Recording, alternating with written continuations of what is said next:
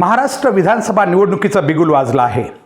संपूर्ण महाराष्ट्रामध्ये सर्वच राजकीय पक्ष आता त्या मतदारसंघामध्ये आपले उमेदवार घोषित करण्याच्या तयारीत आहेत। तर संपूर्ण महाराष्ट्राचं लक्ष आता एकाच व्यक्तीकडे लागलेलं आहे, ते म्हणजे संघर्ष योद्धा मनोजदादा जरांगे पाटील। मनोजदादा जरांगे पाटील या निवडणुकीमध्ये सक्रिय राजकारणात सहभागी होतात का? आपले उमेदवार या निवडणुकीच्या रिंगणात उतरवितात का, की कुठल्या तरी राजकीय पक्षाला सोबत घेऊन त्यांच्याबरोबर काही समन्वय साधतात वगैरे वगैरे, या सगळ्या गोष्टीकडं अनेकांचं लक्ष लागलेलं आहे। खास करून मनोजदादाच्या आणि या आंदोलनाचे विरोधक जे आहेत त्यांना खूप घाई झालेली आहे। त्यांना असं वाटतं की मनोजदादांनी तात्काळ हा निर्णय घेऊन एकदाचं राजकारणात यावं, जेणेकरून त्यांना पुढचं रान मोकळं होऊ शकेल। याच विषयावर आज आपण चर्चा करणार आहोत। नमस्कार, मी हनुमंत भोसले, आपण पाहत आहात BBC केज लाईव्ह। मनोजदादा जरांगे पाटील यांनी एक मानवी इतिहासामध्ये आपण म्हणूया, विशेषतः महाराष्ट्राच्या या अलीकडच्या 100 वर्षाच्या इतिहासामध्ये एखादा समाज जागृतीचं मोठं काम केलेलं आहे। जे काम खूप अवघड होतं, परंतु हे काम करताना त्यांच्यात असलेल्या इमानदारी आणि प्रामाणिकपणा आणि आपण करत असलेल्या कार्याशी अगदी इमानदार राहणं, या गुणांचंच याला खरं वरदान लाभलेलं आहे। आणि अशावेळी हे इतकं मोठं आंदोलन, उभारलेलं आंदोलन कुठंतरी त्याला विस्कळीत करण्यासाठी अनेक लोक या ठिकाणी आपापल्या परीनं प्रयत्न करत आहेत। खरं तर सरकार, सध्याचं जे विद्यमान सरकार आहे ते याच्यासाठी प्रयत्न करत आहे की मनोजदादाची भूमिका ही नेहमी राजकीय जे सत्ताधारी आहेत त्यांच्या विरोधात राहिलेली, कारण आरक्षण देण्याचा मुद्दा हा सत्ताधाऱ्यांच्या हातात होता, म्हणून केवळ ते सत्ताधाऱ्यांच्या विरोधात आहेत।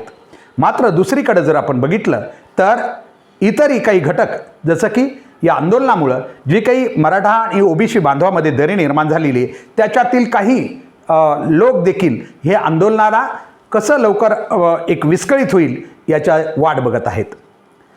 आणि हा मुद्दा खरोखरच खूप गंभीर आहे। मनोजदादा जरांगे पाटील यांनी राजकारणात यावं की न यावं, असे दोन विचार प्रवाह समोर आलेले आहेत। खरं तर मनोजदादाच्या आसपास असणारे देखील काही समर्थक जे जरा उत्सुक आहेत, अतिउत्साही आहेत, त्यांचाही थोडासा आवाज निघतोय की मनोजदादांनी एकदाचं राजकारणात यावं।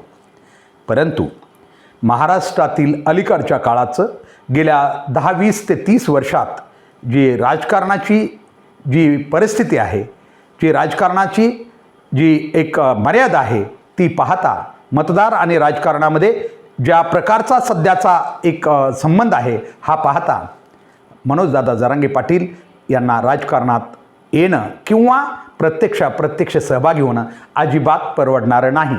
आता हे सांगायला लहान मुलाची सुद्धा गरज नाही आहे। खरं तर सगळ्या महाराष्ट्रातील बहुतांशी लोकांना कळतं आहे, आणि म्हणून या आंदोलनाशी जोडलेल्या जवळजवळ 80-90% मराठा बांधवांचं मत आहे की मनोजदादांनी चुकूनही राजकारणात जाऊ नये। लोकसभेच्या वेळी अशाच प्रकारचा आवाज आला होता, मात्र त्यावेळीही आमच्यासारख्यानी आणि मराठा समाजातील असंख्य आंदोलकांनी हीच भूमिका मांडली होती की राजकारणात त्यांनी अजिबात येऊ नये। त्याची खूप कारणं आहेत, हे कारण सहज नाही आहे। अनेकांना असं वाटतं की सत्तेत गेल्यानंतर आपण आपल्या मनाप्रमाणे सगळं काही बदलू शकू, पण असं शक्य नसतं। याच्यासाठी शक्य नाही। पहिली गोष्ट, सत्ता मिळवणं हे इतकं सोपं नाही आहे, कारण कुठल्याही एका समाजाच्या जीवावर सत्ता मिळणं शक्य नसतं। कारण आज जे मराठा समाजाचं वोट बँक झालेली आहे ती केवळ मराठा समाजामुळे नाही, तर मुस्लिम बांधव आणि आमचे दलित समाज बांधव, जे की फुले शाहू आंबेडकराचा काही मतदार आहे, जो या आंदोलनाशी जोडलेला आहे, कारण या आंदोलनाचं सत्य त्यांना पटलेलं आहे। आणि ते सत्य पटण्यामागं कारण बी तसे आहेत, कारण मनोजदादांनी आजपर्यंत स्वतःच्या पक्षातील नेते आणि ओबीसी समाजातील किंवा इतर समाज बांधवातील नेते यांच्यावरच फक्त निशाणा साधलेला आहे। त्यांनी कधीही ओबीसी बांधव किंवा बहुजन समाजातील इतर कोणत्याही जाती किंवा समाजाविषयी एकही शब्द अद्याप काढलेला नाही। आणि त्यामुळं बराचसा मोठा वर्ग आज बी मनोजदादा जरांगे पाटील यांच्या आंदोलनाचा समर्थक बनला आहे। तो याच्यासाठी नाही की ते मराठा आहेत किंवा मराठा आंदोलन आहे। हे आंदोलन खरं जर बघितलं, जरी मनोजदादा जरांगे पाटील एक निमित्त असलं तरी मराठा समाज नव्हे तर इतर समाज बांधवांना सुद्धा आज ना उद्या दिशादर्शक ठरणार आहे। कारण आज जरी ओघामध्ये हे आंदोलन याला फक्त मराठा समाजाशी बांधलं जात असलं तर यामागं हे उभा ज्या पद्धतीनं राहिलेलं आहे आणि आजची राजकीय व्यवस्था ज्या पद्धतीने काम करते आहे, एकही नेता आपापल्या जातीतील कोणत्याही समाजाला न्याय देऊ शकत नाही. त्याचं कारण असं आहे की त्याला नेहमी इतर समाजाचं, इतर जातीचं म्हणजे संबंध जोपासावे लागतात.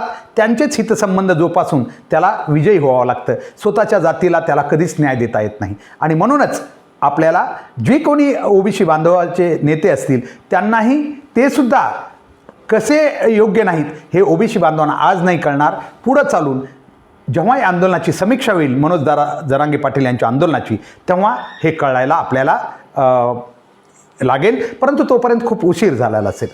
आमचं एकच म्हणणं आहे की आजच्या याच्यामध्ये मनोजदादा जरांगे पाटील यांनी अजिबात या राजकारणामध्ये जाऊ नये, प्रत्यक्ष उतरू नये.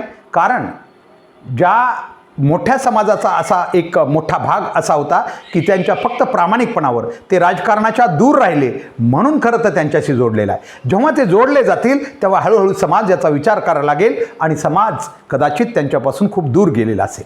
आणि म्हणून त्यावेळेस हे आंदोलनही संपेल, मनोजदादा जरांगे पाटील यांचं जे कार्यकर्तृत्व आहे त्याला बी धक्का लागू शकतो आणि पुढं सगळ्या गोष्टी कदाचित आपल्याला गमावाव्या लागलेल्या असतील. आणि म्हणून मनोजदादा जरांगे पाटील यांनी कोणाच्याही भयकव्यात येऊ नये. अनेक जण त्यांना खूप राजकीय गणितं मांडू सांगतायत. विशेषतः छत्रपती शिवाजी महाराजांचे 2 वंशज जे आहेत, 2 गाद्या, खरं तर ह्या खूप महाराष्ट्राला सन्माननीय आहेत. पण अलीकडच्या काळात कोल्हापूर आणि सातारा यांच्या दोन्ही गाद्यांनी राजकारणात प्रवेश करून याच्या त्याच्या दारात उभा राहून किंवा नाही जमलं तर स्वतःचं अस्तित्व निर्माण करून राजकारणात जे येण्याचा घाट घातला आहे तो समाजाला खरं तर योग्य नाही. कारण पहिली गोष्ट, छत्रपती शिवाजी महाराज हे बहुजनांचे खरं तर एक श्रद्धास्थान आहेत. त्यांच्यावर सगळ्या बहुजनातील जाती जमातींची श्रद्धा आहे, अगदी धर्मियांची सुद्धा. म्हणून मुस्लिम समाज बांधवसुद्धा त्यांच्यावर प्रचंड प्रेम करतात. अशा वेळी एक अशा घराण्याने राजकारणापासून दूर राहून समाज जोडण्याचंच काम करायला पाहिजे होतं. बहुजन समाज एकत्र ठेवण्याचंच त्यांनी काम करायला पाहिजे. त्यांनी राजकारणात अजिबात उतरता कामा नये. कारण हे राजकारण सध्या कोणत्या थराला गेलेलं आहे त्यांना माहिती असून बी ते पुन्हा कुणाकडून तरी राज्यसभेवर तरी जायला भीक मागतायत, तर कुणाकडं तिकीटं मागण्यासाठी रांगेत उभा आहेत. एक तर छत्रपती शिवाजी महाराजांच्या घराण्यांना हे शोभा देत नव्हतं. आता तेच कदाचित मनोजदादा जरांगे पाटील यांनाही कदाचित नाही आपण एकत्र येऊन अमुक करू असं म्हणतील, तर ते कदाचित महाराष्ट्राला आणि या देशातील विशेषतः मराठा समाज आणि बहुजन समाजाला ते परवडणार नाही. अशावेळी आमची मनोजदादांना एकच विनंती आहे, आपण जे आंदोलन उभा केलेलं आहे ते प्रचंड त्याग आणि परिश्रमावर आधारलेलं आहे. त्याला राजकारणासारख्या एखाद्या गोष्टीमध्ये केवळ गेल्यामुळं त्याला मोठा धक्का बसू नये. कारण एकदा एखादी गोष्ट घडली तर ती पुन्हा बदलता येणार नाही. त्या अगोदर आपल्याला खूप वेळ आहे. गरज पडली पुढं भविष्यात जर तशी संधी आली, तशी वातावरण, तशी परिस्थिती निर्माण झाली तर आपण नक्की राजकारणात पाऊल टाकायला हरकत नाही. परंतु सध्या तरी, कारण सध्या परिस्थिती खूप म्हणजे एक वेगळ्या स्तरावर आहे.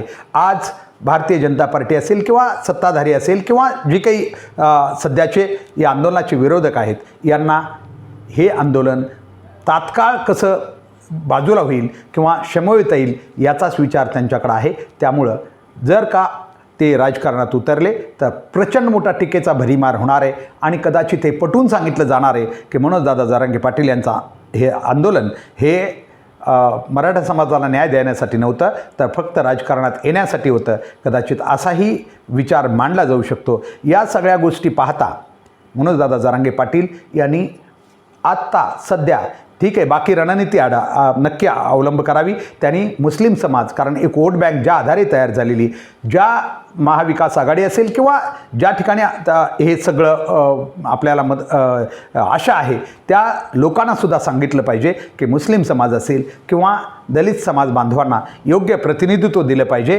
कारण ते आता आमच्या या खांद्याला खांदा लावून वोट बँक बनत असेल तर त्यांना बी न्याय मिळाला पाहिजे. नसता उद्या ते प्रश्न विचारतील, आम्ही एवढा त्याग करून आम्हाला काय मिळालं, आम्हाला का राजकारणातलं कोणतं प्रतिनिधित्व मिळालं. फार झालं तर मनोजदादा जरांगे पाटील यांनी या पक्षांकडं असा दबाव टाकला पाहिजे की या क्षेत्रातील लोकांना उमेदवारी तुम्ही अधिक संख्येनं द्या, जेणेकरून या समस्या सोडवायला त्यांना मदत होऊ शकेल. आज तरी आम्हाला असंच वाटतं की मनोजदादांनी केवळ एक किंगमेकर बनून आपल्या समस्या सोडवाव्यात प्रशासनावर. मग आज उद्या महाविकास आघाडी का असत नाही, त्यांच्यावर सुद्धा हाच दबाव टाकण्यासाठी मनोजदादा जरांगे पाटील यांना उघडं होऊन चालणार नाही. त्यांना आपलं स्वतंत्र अस्तित्व ठेवणं खूप गरजेचं आहे आणि ते करतील. आजपर्यंतचा त्यांचा प्रवास पाहता आम्ही जरी हे फक्त आमची मतं मांडत असलो, आम्हाला खात्री आहे, कारण आजपर्यंत त्यांनी कुठलाच निर्णय या आंदोलनाला किंवा भविष्यातील या आंदोलनाच्या अस्तित्वाला धक्का लागेल असे निर्णय घेतलेले नाहीत. ते खूप अत्यंत बुद्धिमत्तेनं, हुशारीनं त्यांचं आंदोलन पुढं चालू आहे. तेच पुढं जावं अशी या ठिकाणी आम्हाला अपेक्षा वाटते आणि ते तसं होईल अशी आपण अपेक्षा धरूया. आजच्यासाठी एवढंच. धन्यवाद.